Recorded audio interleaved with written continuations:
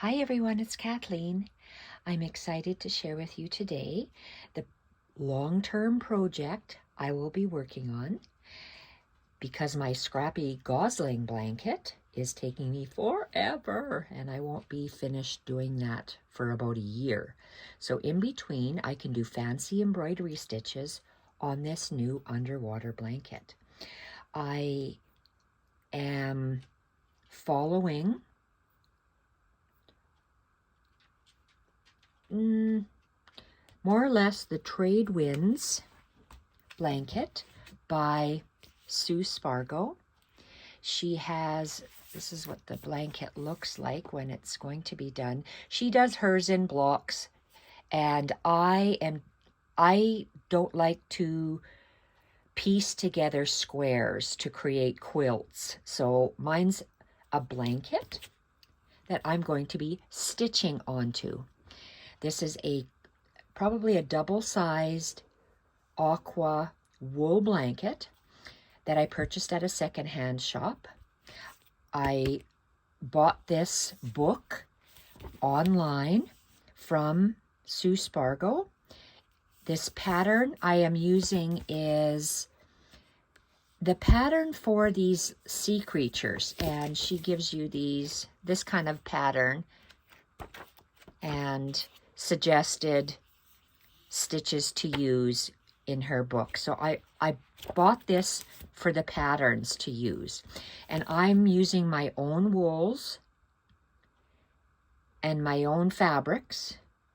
Lisa, my friend Lisa, and I, we are in different provinces. We talk via FaceTime, and we're going to create this together. She bought the book, I bought the book. We're sharing things and stuff to do this blanket.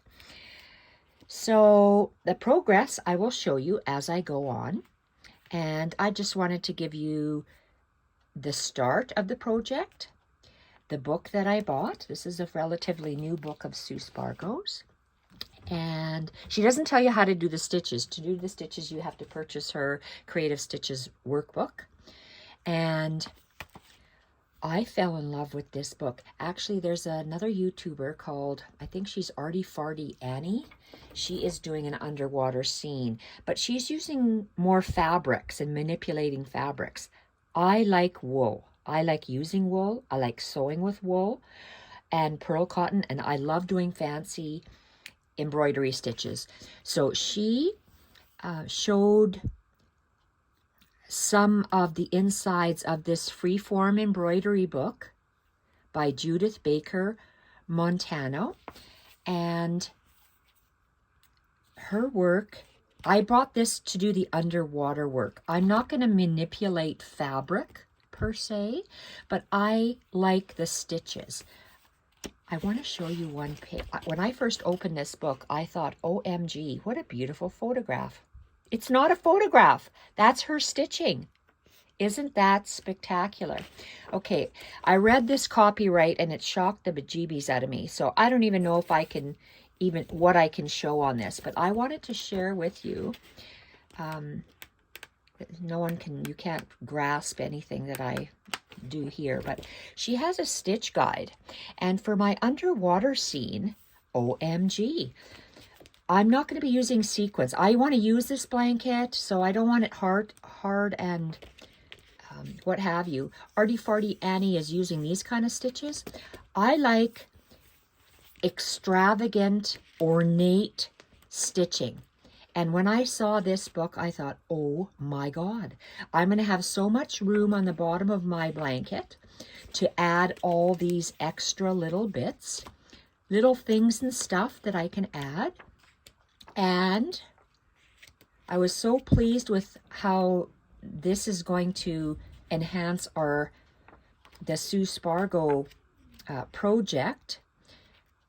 I call it Spargo because I'm using her outlines. Okay, so I'm going to put this away. Freeform Embroidery by Judith Baker Montano. I just Googled that, and Jennifer Claxton's book, Freeform Embroidery, came up, as well as this one. So I have Jennifer's, but I also wanted this one to do the various underwater stitching. So highly recommended. Cost about $43 for me to purchase this. I bought you one, Lisa. You're going to get it as an early Christmas present, and I absolutely love it. So my blanket will be this wool blanket. I'm not layering it. I'm not quilting it. This is it. I'm stitching on this wool blanket all the way around, and I'm not going to tell you dimensions. I'm following Sue Spargo's. I'm following Sue Spargo's. She has this as per blocks. It's about 5 blocks across and maybe 6 down. You can't even, this, from this to this is going to be one of my blocks. My blocks are bigger. I just decided I wanted so much, say 3 inches of the blue blanket all the way around, or the aqua blanket. I want to see that. I love the rice stitch or the seed stitch. So I went 3 inches, 2 inches, and then I'm going to start I just laid it out in quadrants. My quadrants are about double the size of Sue Spargo's. This is probably a baby quilt blanket, and this is a double blanket. So I'm not going to be quilting it like she did. I am going to do the stitching she suggests in her book. But as you know, I go totally wild for encrusting. My blanket is going to be, oh my God, over the top, wow, with stitches. This is quilting, and I don't have the patience to do quilting. I love fancy embroidery. So I'm going to do fancy embroidery on this, and a couple of points that I'm making a playlist for myself, because as my mind goes, I told my husband, turn on one of my playlists, and I can sit and watch this for hours. So I bought baby jackets made out of wool at the secondhand stores, maybe a blanket that I bought, a partial of a blanket at Goodwill. I got this fusible stuff.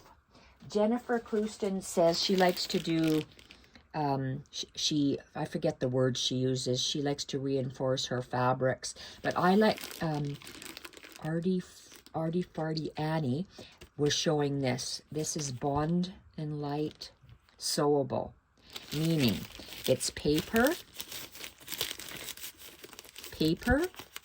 with glue on the back.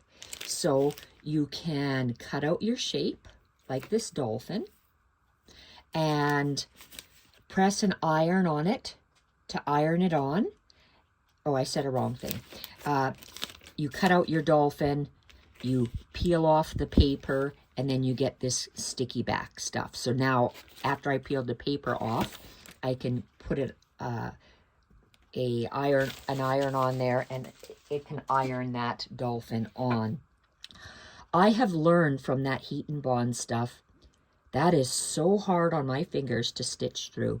This, I am going to stitch through this. This is that heat and bond stuff because I've already ironed it on there. And once it's ironed on, you cannot get it off. Well, maybe you can, but I can't. I cannot take it off with my fingers. So when this is done with the heat and bond, this fish is on here with heat and bond, and it's sewn. Can you see how I have sewn? And I'm not using Sue Spargo's wool. If I could afford it, I would use it. It's beautiful quality, but I just can't afford the dollar value that it costs. And now I can't get it from the US because of lovely Trump and his tariffs. So I purchased secondhand wool pieces, as well as there's a wool store in Canada that I purchased my little wool. I'm in Alberta. I ordered it from Ontario and got little scrappy packs of her wools, and I am using that. So these are ironed on and stitched on. I think you can probably have it better see the stitching up here. So I'm doing the background with the cotton fabrics as suggested, the placement as just suggested within the block by Sue Spargo. I cut out her fish shapes. I'm going to do the stitching that Sue suggests, but then I'm going to do encrusted fancy embroidery like I like to do. So that's my latest project, and this is going to be a gorgeous puffer fish. OMG. Jellyfishes with Battenberg and all sorts of fancy stitches. It's going to be absolutely stunning. This is the blanket again I'm starting to work on. I have Battenberg lace that I got. So I'm combining this blanket. It'll look similar with maybe the placement. The colors will be all different because I don't have most of her threads. But mine's going to be totally encrusted like this. So I have a vision, and we'll see how I get along. I can't show you the stitches because of copyright on this book. This, I'm making it up as I go. When I say making it up, because when you get her stitch guide, I can't understand looking at a diagram how to do stuff. I have to see a video. So if I'm looking at any of these stitches, I'm going to look at the picture, and then, yes, I know how to create it just by looking at that. If I can't, well, then I'm going to look for a YouTube video. Drawings, my brain can't. For me, it's 2 and 2 is 5. I can't figure out how to do it. I have to see someone do it. So bottom line is beautiful under the sea blanket is what I'm going to work on. Totally encrusted, and I'll show you my progress as I go. Thank you everyone for watching. Bye for now.